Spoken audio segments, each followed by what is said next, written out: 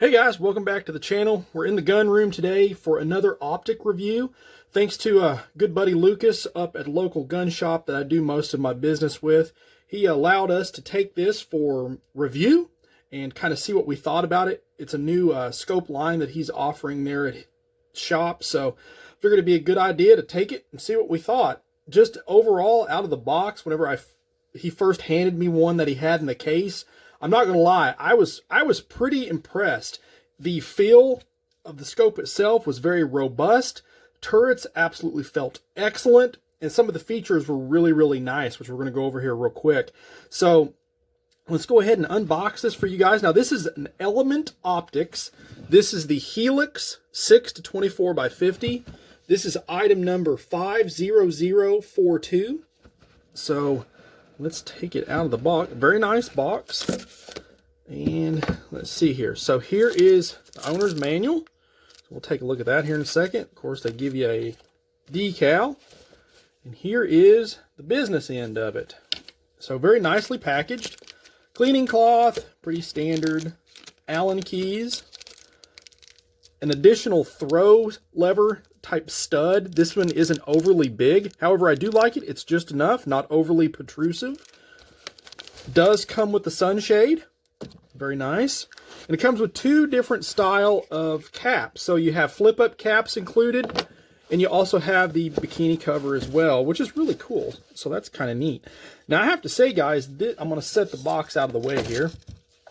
This scope is very, very stout. I mean, this is not something that you're probably going to have, you know, probably on a lightweight hunting rig, I wouldn't say. I mean, you could, but it's definitely got some weight to it. So let's pop these off here real quick.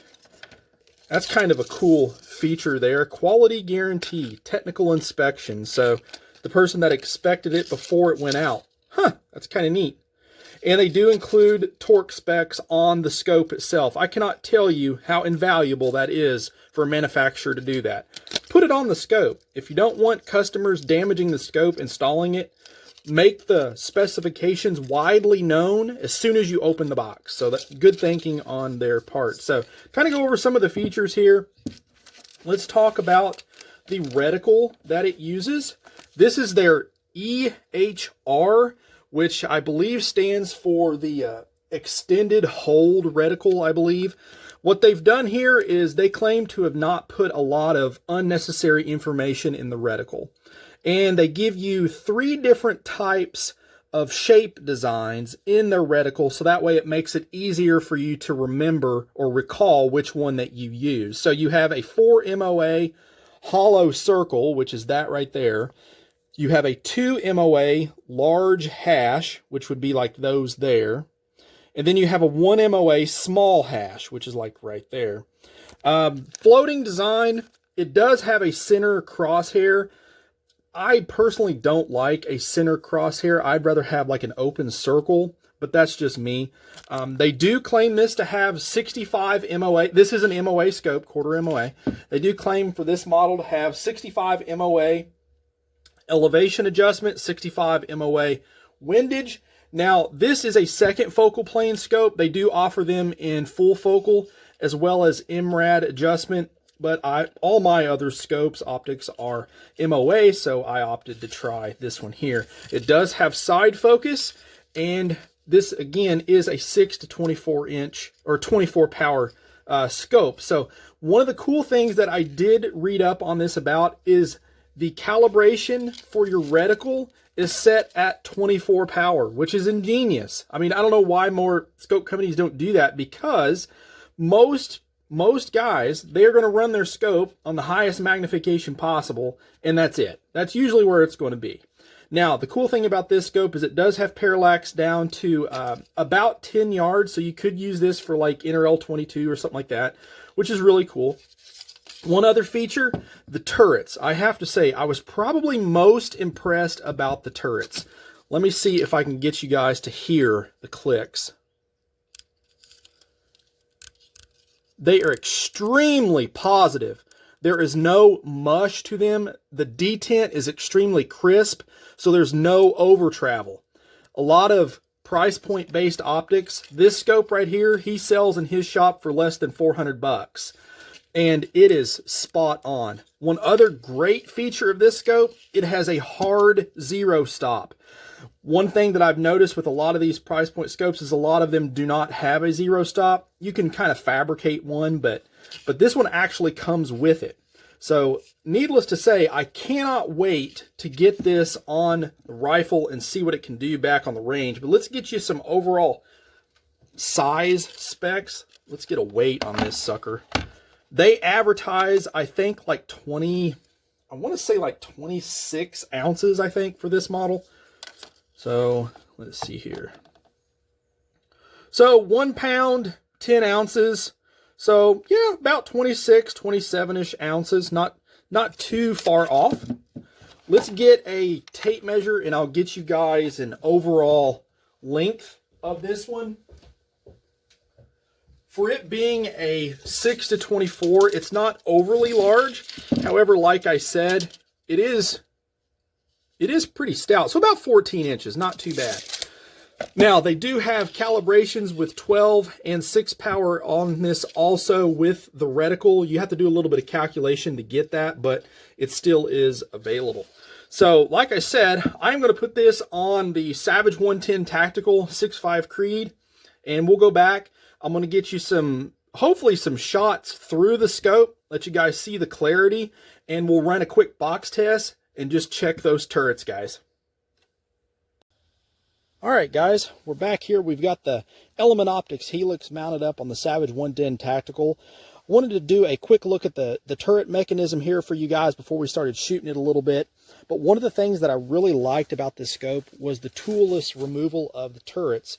You just grab the bottom portion of the turret, and then this knurled top portion, you just unscrew it off. That is really cool. You don't even need a quarter or nothing. No screwdriver, just your hand, which is a really good thing for being in the field. It's just less stuff that you have to worry about having on you if you need to make an adjustment. But I wanted to kind of go over the zero stop mechanism. As I mentioned on the bench, it does have a hard stop. So it includes this little ring right here. This little ring fits on top of the turret here. So once you get it out of the box, take this little ring off, set your zero, whatever distance you're wanting to zero it at. This has some set screws, 3 different set screws along the circumference of this little lock ring here. And there is a post on the scope body itself. I'll get you a close-up of that here in just a second. So where that's at, you just want to put this down, butt it up against that metal post, and then snug down your 3 set screws. Again, you don't have to snug these down really tight. This is just a brass post here, so snug is good enough in this instance. But let me grab the camera here and you can kind of see what I'm talking about as far as the little metal post. This is what's sticking out of the body. So this little portion of the lock ring is what actually acts as the zero stop. So very basic in function. However, it's very, very solid and easy to set up, which is pretty cool. So let's get the turret back on here and let's go ahead and shoot our box test and see what we got. All right, guys, we got everything set up. We got our target down range. We're going to shoot just an informal box test just to kind of get a basic check of the innards of the scope, see how they're reacting to the external adjustments on the turret. So we're going to try 6 total shots. We'll start off with 1, and then basically we're going to shoot a box around the center bullseye. And theoretically, we should be able to end where we begun. So we'll start off our first shot here. This one will be right in the center, and then just kind of follow it around from there.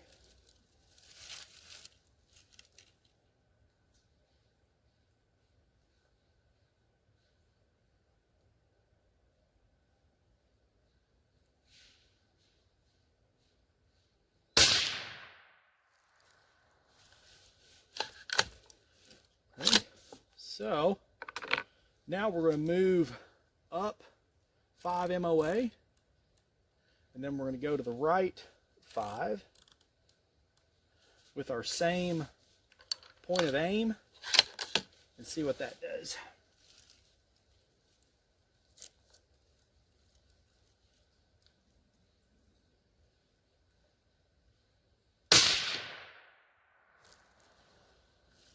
Okay.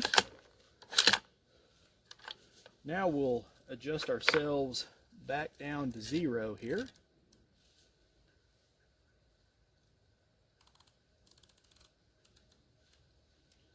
And now we're going to go down 5. And then to the right 5. Take another shot here.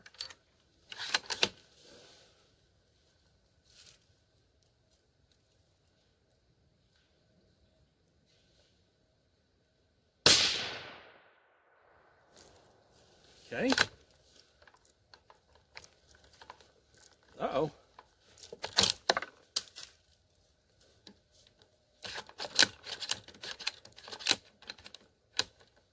Action, a little bound there. I don't know what that was about. But let's try our next one here. So we'll go down, or excuse me, back to 0 again. We're going to go back to 0 on our windage. Now we're going to go down again, 5. Now to the left, 5. Same point of aim.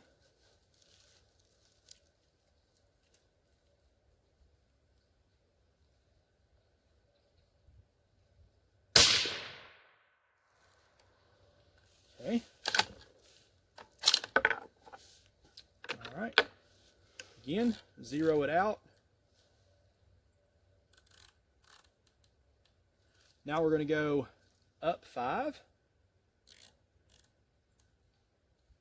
And then to the left 5 again. Okay. Another round here. Again, same point of aim.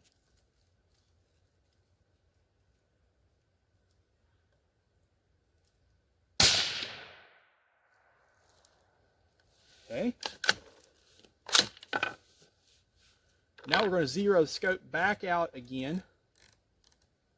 And then we're going to shoot another shot in the center to see if we've brought everything back after all the adjustments. See if our hard 0 is still the same.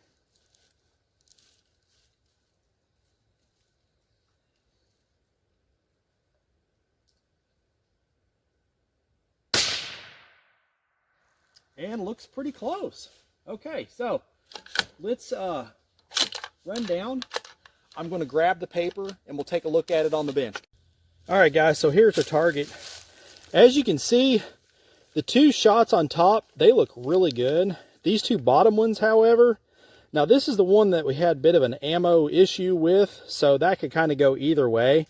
This one here, however, was a good shot, good press, and it's considerably up higher, but is fairly in line with our upper left-hand shot here. So, you know, as I said, completely informal. I am by no means an optic expert, so this is just something that you could just kind of take with a grain of salt.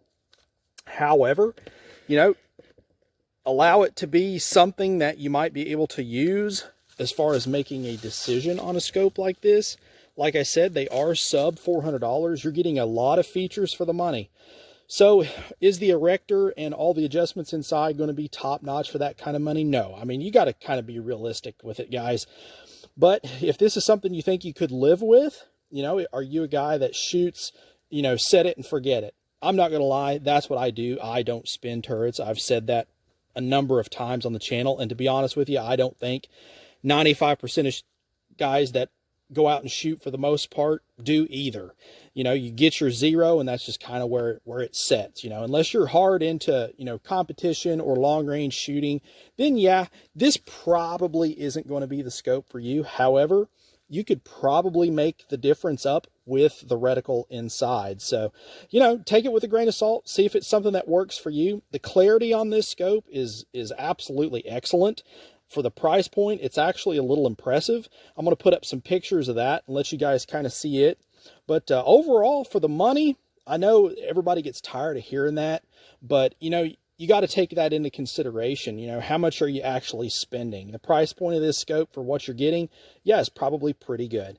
But take this information, see what you can do with it, see if it's something you might be interested in it, and go from there. But, you know, if you like this content, drop me a comment down below. I really appreciate it. And as always, shoot straight. Later.